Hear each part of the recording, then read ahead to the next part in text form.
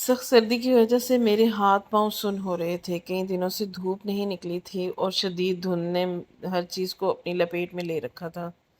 میں چھت پر کپڑے دھونے میں لگی تھی کہ کپڑے دھو کر فارغ ہوئی تو مغرب کی اذان ہو رہی تھی۔ میں سیڑھیاں اتر کر نیچے آئی تو مجھے ممانی کے بولنے کی آواز سنائی دی۔ میں ایک دم سے خوش ہو گئی تھی۔ شاید فراز بھی ممانی کے ساتھ آیا ہو۔ فراز میرے ماموں کا بیٹا اور میرا منگیتر تھا۔ میں باورچی خانے میں چائے بناتے ہوئے مسلسل فراز کو سوچتی رہی۔ کمرے میں داخل ہوتے ہی میرے ارمانوں پر اوس پڑ گئی، کیونکہ ممانی کے ساتھ فراز دکھائی نہیں دے رہا تھا۔ ممانی نے میرے سلام کا جواب انتہائی بے رخی سے دیا تھا اور مجھ پر دوسری نظر بھی گوارا نہیں کی تھی۔ ان کو چائے پکڑا کر صوفے پر ٹک گئی۔ چچی ان پر پورا زور ڈال رہی تھی کہ وہ میری رخصتی جلد ہی کر دیں۔ ممانی کی ٹال مٹول صاف دکھائی دے رہی تھی۔ اب تو فراز کو نوکری پر لگے بھی کافی عرصہ ہو گیا تھا۔ نہ جانے ممانی میری اور فراز کی شادی کو ہر بار کیوں ٹال دیتی تھی۔ ممانی کا کہنا تھا کہ میرے پہلے بیٹیوں کی شادی کروں گی پھر بیٹے کی دلہن لاؤں گی۔ اب تو ممانی کی چھوٹی بیٹی کی شادی بھی ہو گئی تھی۔ سال سے اوپر کا عرصہ ہو چکا تھا۔ فراز ان کا اکلوتا بیٹا تھا۔ میرا خیال تھا کہ ماؤں کو جس طرح بیٹیوں کی شادی کا ارمان ہوتا ہے اسی طرح بیٹوں کی شادی کا بھی چاو ہوتی ہے۔ ممانی کو دیکھ کر نہیں لگتا تھا کہ انہیں بیٹی کی شادی کی کوئی چاہت ہوگی۔ میری شادی کا کئی سالوں سے اٹکا ہوا مسئلہ آج بھی حل نہ ہو پایا۔ میں ایک ٹھنڈی سانس بھر کر وہاں سے اٹھ گئی۔ میرا نام عنبر ہے۔ میرے ابا کا اپنا کپڑے کا چلتا ہوا کاروبار تھا۔ مہینے کی اچھی آمدنی ہو جاتی تھی۔ میں ان کی اکلوتی بیٹی تھی۔ زندگی کا ہر سہولت میسر تھی، پر ابا کی بیماری نے سب کچھ بدل کر رکھ دیا تھا۔ ابا کو کینسر تھا۔ پیسے کی کبھی کمی نہ تھی۔ ابا کے علاج پر پانی کی طرح پیسہ بہایا گیا۔ اس کے باوجود ابا بچ نہیں سکے۔ مشکل وقت میں پتہ چلتا ہے کہ کون اپنا ہے اور کون پرایا۔ اپنا تو کوئی بھی نہ تھا۔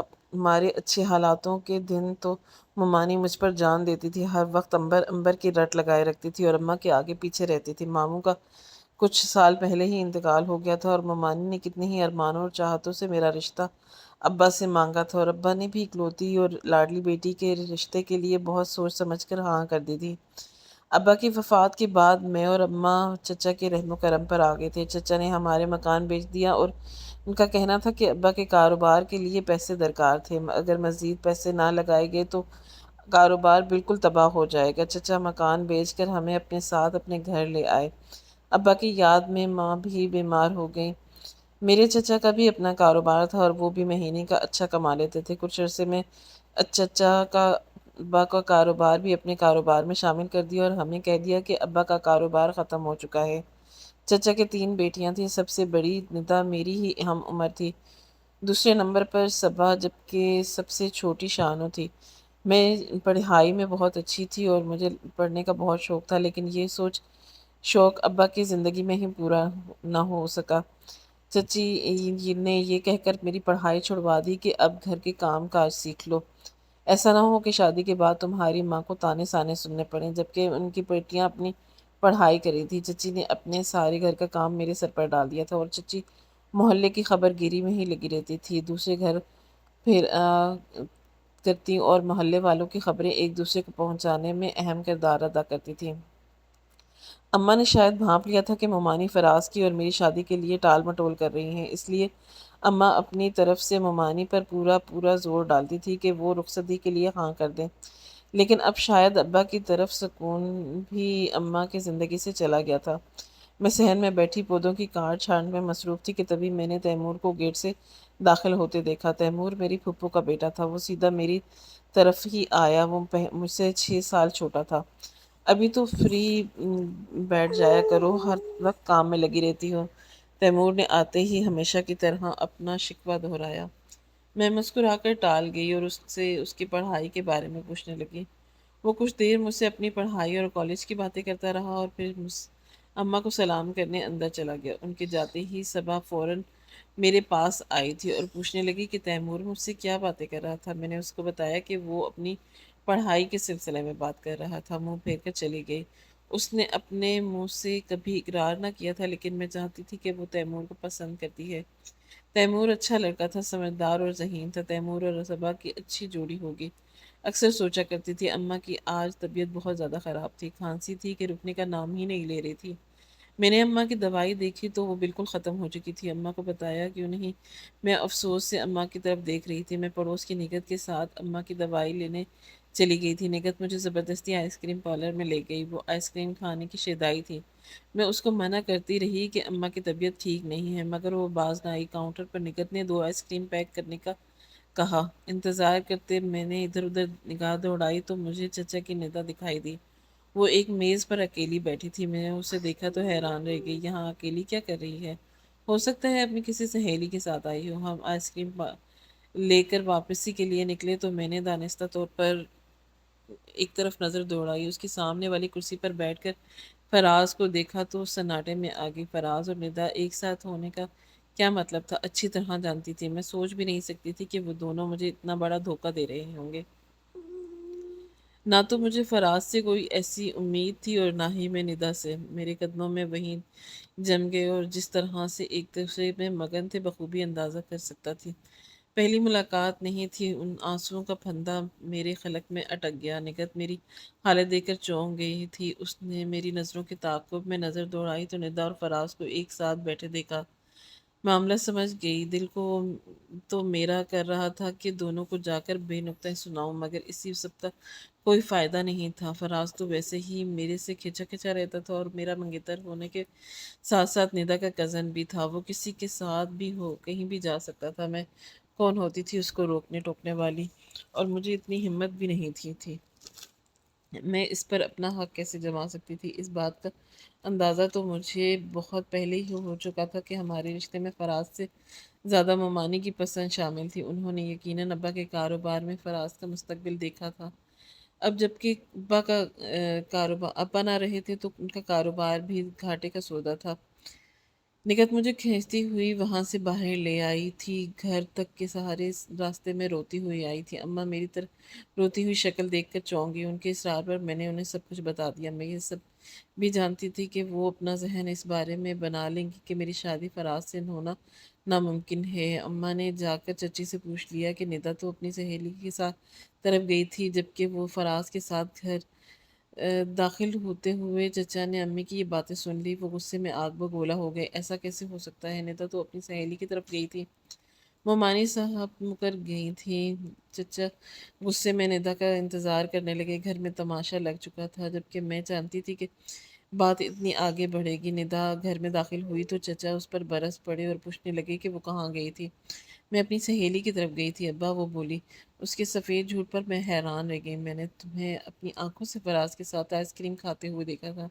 میں نے اس کی آنکھوں میں آنکھیں ڈال کر کہا تو ایک لمحے کو وہ سٹ پٹا گئی، لیکن جلد ہی اس نے خود پر قابو پا لیا۔ اگر آپ کو مجھ پر یقین نہیں تو آپ فراز سے خود ہی پوچھ لیں۔ اس نے چچا کی طرف اپنا فون بڑھا دیا۔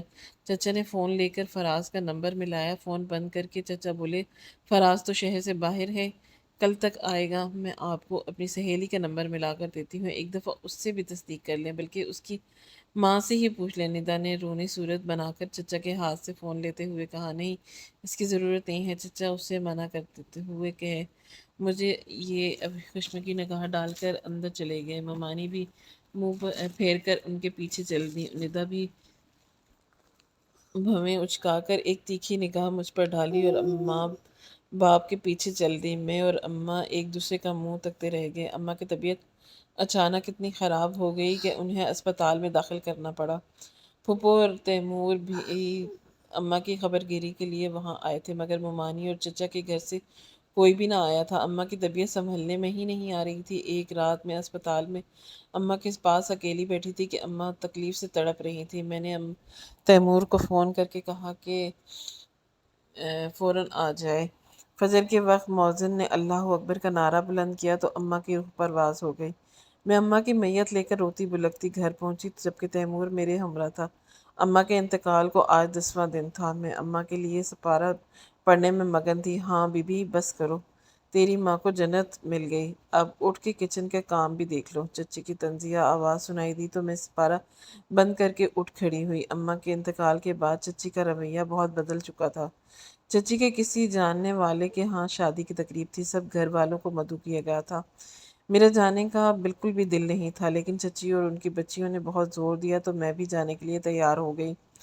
ابھی وہاں پہنچے کچھ ہی دیر ہوئی تھی کہ ندا میرے ساتھ پاس آئی اور بولی کہ اس کی طبیعت بہت زیادہ خراب ہو رہی ہے اور وہ گھر جانا چاہتی ہے۔ وہ چاہ رہی تھی کہ میں اس کے ساتھ جاؤں۔ میرا بھی پہلے ہی دل نہیں تھا تقریب میں آنے کا، میں اس کے ساتھ گھر جانے کے لیے مان گئی۔ ندا نے پہلے سے ہی ٹیکسی کا انتظار کر کے رکھا ہوا تھا۔ گھر کے قریب پہنچ کر ندا بولی کہ اس کوئی بہت ضروری کام یاد آ گیا ہے، تم اندر جاؤ، میں تھوڑی ہی دیر میں آتی ہوں۔ میں اسے آوازیں دیتی رہ گئی، مجھے گاڑی سے اتار کر آگے بڑھ گئی۔ گھر کا تالا کھلا ہوا تھا، میں اندر داخل ہوئی تو تیمور پہلے سے ہی گھر میں موجود تھا۔ تم یہاں کیا کر رہے ہو؟ میں اسے دیکھ کر حیران رہی۔ آپ نے ہی تو مجھے بلوایا تھا، وہ بولا۔ میں نے کب بلایا تھا؟ تیمور کے مطابق میں اس کے فون کر کے بلایا تھا وہ یہاں آ جائے۔ میں نے اس بات کو زیادہ اہمیت نہیں دی تھی، مجھے لگا وہ مذاق کر رہا ہے۔ میں چائے بنانے کے لیے باورچی خانے میں چلی گئی۔ میں چائے لیے کمرے میں گئی اور تیمور کے پاس ہی پینے بیٹھ گئی۔ کچھ ہی دیر میں ندا کمرے کے اندر داخل ہوئی، نمودار ہوئی۔ اس نے کمرے کے کھلے ہوئے دروازے کو ٹھک سے دے مارا اور شور مچانا شروع کر دیا اور مجھے اور تیمور کو برا بھلا کہنے لگ گئی۔ مجھے کچھ سمجھ نہیں آ رہا تھا کہ وہ کیا کرنا چاہ رہی ہے۔ تھوڑی ہی دیر میں دروازے کے پاس مزید چہرے ابھرے، جن میں چچا، چچی، ممانی اور پھپھو بھی شامل تھے۔ میں نے ذرا غور کیا تو مجھے ندا کے الفاظ سمجھ آئے۔ وہ مجھ پر اور تیمور پر گھٹیا قسم کے الزامات لگا رہی تھی۔ میں غصے میں بھڑک اٹھی اور میں نے جا کر ندا کے منہ پر زور سے تھپڑ دے مارا۔ وہ سناٹے میں آ گئی۔ اسے مجھ سے ایسی امید نہیں تھی۔ ایک لمحے کو ندا سب ہی سکتے میں رہے۔ دوسرے ہی لمحے چچی آگے بڑھی اور مجھے بالوں سے پکڑ کر پیچھے کی جانب کھینچا۔ میں لڑکھڑا کر نیچے گری تھی۔ چچی مجھ پر حملہ کرنے دوبارہ میری طرف بڑھی۔ یہ سب کچھ کیا تماشا ہے؟ مداخلت نے کی اور چچی کو ان کی جگہ سے روک دیا۔ میں بتاتی ہوئی آپ کو کہ ندا آگے بڑھی۔ ندا کے مطابق اس نے زبردستی اٹھا کر شادی کی تقریب سے لے آئی تھی، جبکہ رستے میں نے اسے کسی کام سے بھیج دیا تھا۔ اب جب کہ وہ واپس آئی ہے تو وہ کمرے میں داخل ہوئی تو مجھے اور تیمور کو نازیبہ حرکتیں میں دیکھا۔ کہانی مکمل تھی۔ وہاں موجود سبھی لوگ اس کے تاثرات بتا رہے تھے کہ وہ ندا کی بات پر اعتبار کر چکے ہیں۔ تیمور پریشان مجرم بنا کھڑا تھا، جبکہ رو رو کر میری ہچکیاں بن گئی تھی۔ تم اپنی صفائی میں کچھ کہتے کیوں نہیں؟ میں تیمور پر چیخی تھی۔ وہ غصے میں چارپائی کو ٹھوکر مار کر باہر نکل گیا۔ چچی مجھ پر ایک بار دوبارہ حملہ کرنے کے لیے آگے بڑھی تھی۔ چچا نے ان کا ہاتھ پکڑ کر اپنی طرف کھینچا۔ چچا نے مجھے ابھی اور اسی وقت گھر سے نکل جانے کا حکم دیا۔ وہ سب اپنی سازش میں کامیاب ہو چکے تھے۔ یہ سب منصوبہ ندا کا تھا۔ نہ جانے وہ کس بات کا بدلہ لے رہی تھی۔ میں جانتی تھی کہ وہ چاچی اور اس کی باقی دونوں بیٹیاں بھی اس کھیل میں شامل ہیں۔ یہ سب فراز کو حاصل کرنے کے لیے کیا گیا تھا۔ میں چپ چاپ اپنا سامان سمیٹ کر وہاں سے نکل آئی تھی۔ میرا رخ نگت کے گھر کی جانب تھا۔ میں نے نگت کی تمام قصہ سنایا اور وہ میری تقدیر پر غمزدہ تھی۔ میں ایک بار فراز سے بات کرنا چاہتی تھی، وہ میرا منگیتر تھا۔ مجھے جانے کیوں اس سے امید تھی اور میری بات ضرور سنے گا۔ چچی اور ممانی ملے ہوئے تھے۔ میں نگت کے ساتھ فراز کے دفتر جا پہنچی۔ وہ ہمیں وہاں دیکھ کر سٹ پٹا گیا۔ وہ ہمیں دفتر سے باہر نکال آیا۔ میں نے اسے کہا کہ کچھ دیر کے لیے میری بات سن لے، مگر وہ بولا کہ اسے سنے بغیر ہی معلوم ہے کہ میں کیا کہنا چاہتی ہوں۔ اسے مجھ پر اعتبار نہیں ہے۔ اس نے صاف صاف کہہ دیا تھا کہ وہ مجھ سے کسی قسم کا کوئی رابطہ نہیں رکھنا چاہتا، اس لیے میں دوبارہ ادھر کا رخ نہ کروں۔ فراز میری آخری امید تھا۔ وہ مجھے اتنا مایوس کرے گا میں یہ سوچ بھی نہیں سکتی تھی۔ تیمور مجھ سے نگت کے گھر ملنے کے لیے آیا۔ وہ سر جھکائے میرے سامنے بیٹھا ہوا تھا۔ وہ مجھے یقین دلا رہا تھا کہ اس سب میں کوئی قصور نہیں تھا۔ اس وقت اسے بے پناہ غصہ تھا اور کچھ سمجھ نہیں آ رہا تھا، اس لیے وہ چپ چاپ وہاں سے نکل گیا۔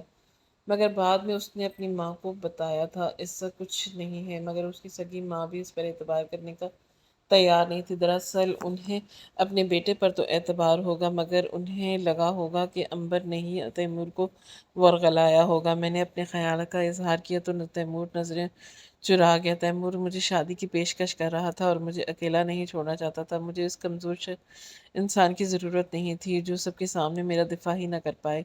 اور اکیلے میں سہارا دینے کی باتیں کر رہا ہو، ویسے بھی وہ ابھی خود پڑھ رہا ہے، اور اس کا یہ جذباتی پن پھپھو کسی صورت بھی برداشت نہیں کریں گی۔ میں دوبارہ اس لوگوں میں واپس نہیں جانا چاہتی تھی، میں اسی محلے میں رہنا نہیں چاہتی تھی، اور وہاں جہاں چاچی جیسے اپنے رہتے ہیں۔ میں نے وہ علاقہ چھوڑ دیا اور نگت کی مدد سے ایک ہاسٹل میں شفٹ ہو گئی۔ میں نے قریبی ڈسپنسری میں پرچی بنانے کی نوکری کر لی۔ میں ساری امیدیں ہار گئی تھی۔ میری ماں باپ مر چکے تھے اور چچا نے گھر سے نکال دیا تھا۔ میرے منگیتر نے بدکاری کا الزام لگا کر مجھے چھوڑ دیا تھا۔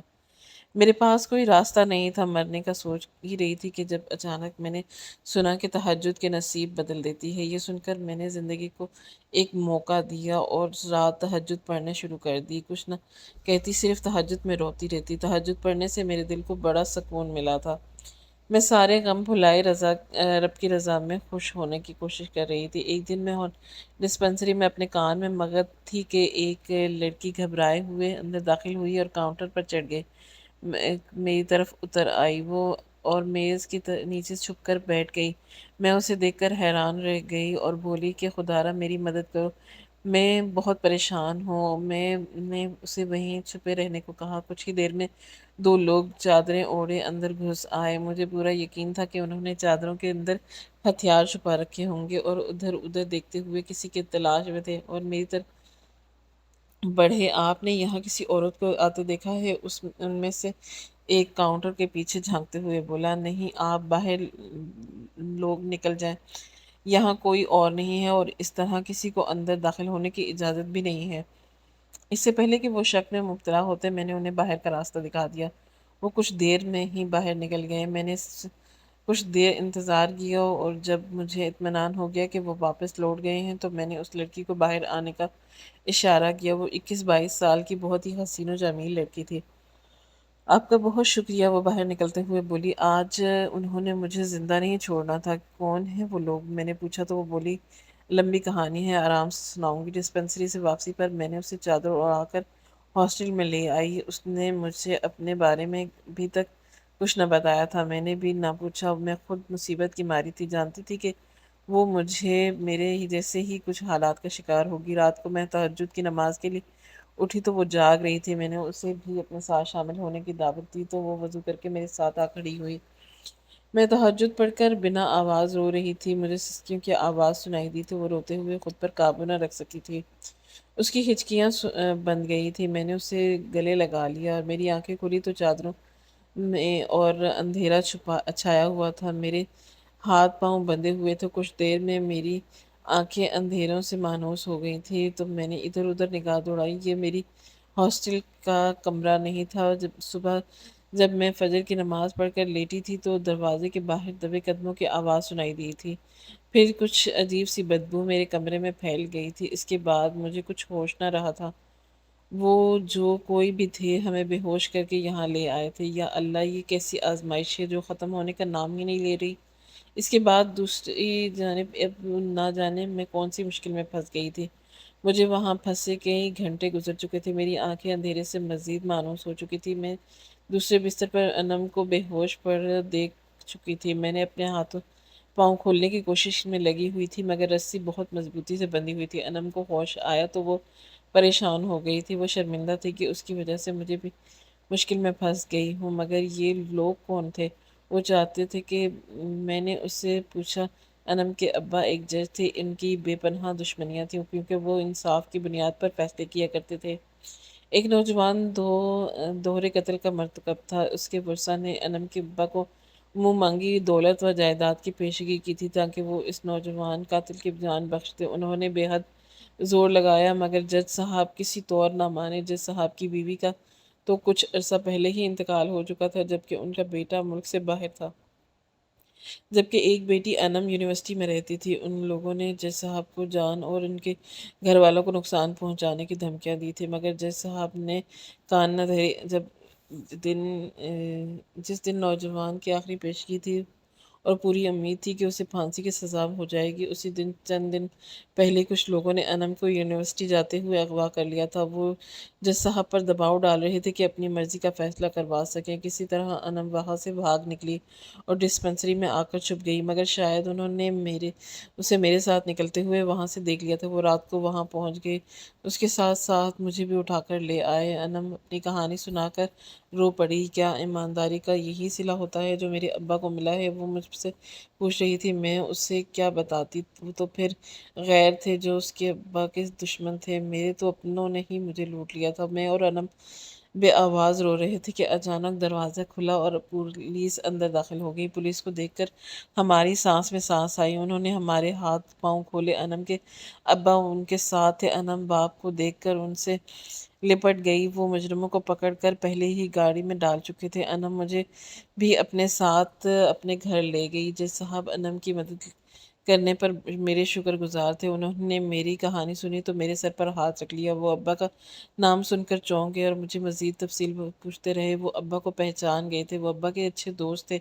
انہوں نے بتایا کہ وہ دونوں میٹرک میں دوست تھے اور ابا آگے نہ پڑھ سکے اور اپنا کاروبار جما لیا، جبکہ جج صاحب پڑھ لکھ کر جج بن گئے۔ وہ ابا کے بچپن کی شرارتیں سناتے ہوئے بہت لطف اندوز ہو رہے تھے۔ انہوں نے میرے سر پر اپنا ہاتھ رکھ دیا اور بولے کہ آج سے میری ایک نہیں دو بیٹیاں ہیں، اب سے یہاں تم رہو گی۔ انم بھی سن کر خوش ہو گئی۔ اسی طرح مجھے ایک بہن مل گئی جائے گی۔ وہ بولی، جج صاحب کی مدد سے میں نے چچا پہ ابا کے مکان اور کاروبار ہڑپ کرنے کا کیس کر دیا۔ جب انہوں نے میرا اور میری ماں کا کوئی احساس نہیں کیا تو ان کا احساس کیوں کرتی؟ جج صاحب کی مدد سے میں کیس جیت گئی تھی اور چچا کو مکان اور کاروبار کا پیسہ مجھے ادا کرنا تھا۔ آدھا پیسہ انہیں چند دنوں میں، جبکہ باقی آدھے کے لیے 4 ماہ کی مہلت دی تھی۔ میں لان میں بیٹھی اپنی پسندیدہ کتاب میں پڑھنے میں مشغول تھی۔ میں خوفزدہ ہو گئی کہ یہ کون ہے جو خود منہ اٹھائے اندر آ رہا ہے۔ انم یونیورسٹی، جبکہ جج صاحب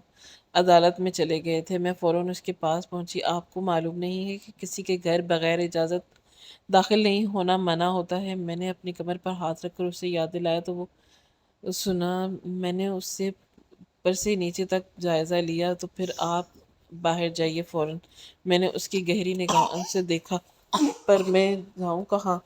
آپ کے وہ معصوم صورت بنا کر بولا تو اپنے گھر جائیے۔ میں نے اس کی بے عقلی پر ماتم کرتے ہوئے اسے مشورہ دینا چاہا تو اپنے گھر ہی آیا ہوں۔ یہاں میرے اور ایک عدد ابا اور ایک عدد چھوٹی بہن ہے۔ آپ سے پہلے آپ انکل کے میں اتنا ہی کہہ پائی۔ مجھ پر گھڑوں پانی پڑ گیا۔ جی ہاں، میں میری بات کاٹی تھی۔ میں آپ کے انکل کا نالائق سا بیٹا ہوں۔ مجھے کچھ اور تو سجھائی نہ دیا تو وہاں سے دوڑ گئی۔ حسن، اٹھ جائیں، تہجد کا وقت ہو گیا ہے۔ میں نے سوتے ہوئے اپنے بیٹے کے سر پر ہاتھ پھیر کر حسن کے کان میں سرگوشی کی تھی۔ انہوں نے فوراً آنکھیں کھولی اور میرا ہاتھ پکڑ کر اپنے سر پر رکھ دیا۔ میں ان کے سر سہلانے لگی اور بولی، اٹھیں، تہجد کا وقت نکلا جا رہے ہیں، اسی طرح سر سہلاؤں گی تو اٹھ نہیں پاؤں گی۔ اور وہ آنکھیں بند کر کے بولے۔ میں فوراً ہاتھ کھینچا اور وضو کر کے چل دی۔ میں اپنے حسن کے جائے نماز بچھا رہی تھی کہ حسن آئے تو میں ان کے پیچھے نماز پڑھوں گی۔ تہجد پڑھ کر مجھے ہمیشہ بے پناہ سکون ملا تھا اور یہ تہجد کا ہی معجزہ تھا۔ میں نے زندگی میں سب کچھ پا لیا تھا۔ حسن پہلی ملاقات میں ہی اپنا دل مجھ پر ہار بیٹھے تھے۔ وہاں رہتے ہوئے کچھ اور اچھی طرح جان گئی تھی۔ میں ان کے دل کے حال سے بے خبر نہیں تھی۔ انکل نے مجھ سے حسن کے رشتے کی بات کی تو میں حیران رہ گئی۔ میں کوئی زبردستی کا رشتہ نہیں چاہتی تھی۔ مجھے فراز کے ساتھ رشتے ختم ہونے کا دکھ نہیں تھا، بلکہ دکھ اس بات کا تھا کہ رشتے میں کسی کی پسندیدگی یا مرضی شامل نہیں تھی۔ انکل میری بات سن کر ہنس دیے۔ اس میں حسن کی بھی پوری مرضی شامل ہے بیٹا، وہ تو تمہیں پسند کرنے لگا ہے۔ انکل کی بات سن کر میں سوچ میں پڑ گئی تھی مجھے کیا فیصلہ کرنا چاہیے، پر سامنے سے آتے حسن پر نگاہ پڑتے ہی فیصلہ لمحے بھر کو ہو گیا۔ میں اس کے چہرے پر پھیلی محبت کی روشنی پہچان گئی تھی۔ محبت لانے اور خوشیاں سمیٹنے کا پورا حق تھا کہ میں نے حسن کے رشتے کے لیے ہاں کر دی تھی، اور یہ سب تہجد ہی کا معجزہ تھا۔ مجھے میری کھوئی ہوئی خوشیاں مل گئی تھی۔ میں نے جن لوگوں کی اپنائیت اور خلوص کی چاہ کی تھی، مجھے ان سے زیادہ مخلص اور محبت کرنے والے لوگ مل گئے تھے۔ نماز پڑھ کر میں نے دعا کے لیے ہاتھ اٹھا دیے تھے۔